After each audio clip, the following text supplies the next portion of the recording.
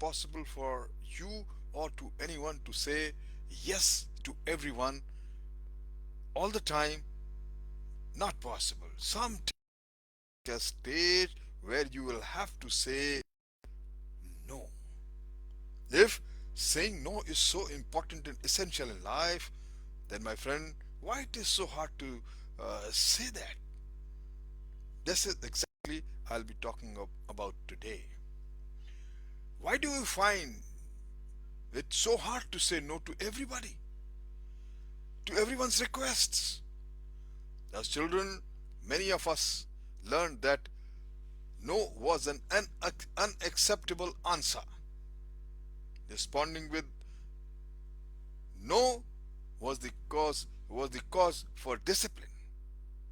Later in our careers, no may have been the reason for a poor evaluation or failing to move up to a success ladder, or more precisely the corporate ladder in today's context of today's world. Just notice all those people who have made mark in any discipline of life. And I have noticed very explicitly that all who are highly successful people, they say no all the time to projects, to all those crazy deadlines, to questionable priorities, and to other people's crisis. In fact, they view the decision to say no as equally acceptable as the decision to say yes.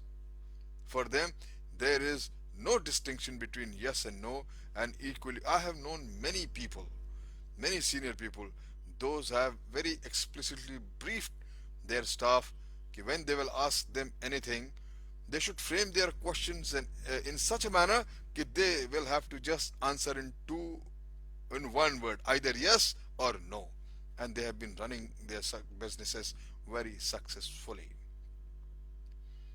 Others says no, but will offer to refer you to someone else for help. Still, others claim their calendar, finally the family obligations, deadlines, and even finances as reason why they must decline requests. In the office archives, the achievers, they find other solutions to their co-workers, repeated emergencies, rather than becoming a victim of someone else's lack of organizational and poor time management. It's certainly not against you, it's for me. One response that I have found helping in saying no to a crisis appeals or time robbing requests from people is, it's not against you, it's for me. You take the blame on you, but still say no. When anyone calls with another weekend fundraising event that needs your dedication, you can simply say, you know me, saying no to you is not against you, or what you are trying to do is, but it's very worthy cause. But recently I realized I have been overcommitting myself outside my home. So even though I suppose what you're doing, the fact is I have made a commitment to spend more time with my family. It's not against you, it's for us. Few people can get angry at you for making and standing by a higher commitment. Very few people. In fact, they will respect you for your clarity and your strength. But you have the strength and conviction to put it correctly and still say no and maintain your respect, integrity, and dignity. That's an art. There are lots of valuable techniques. There are lots of methods you can learn that will make it easy to say no without feeling guilty.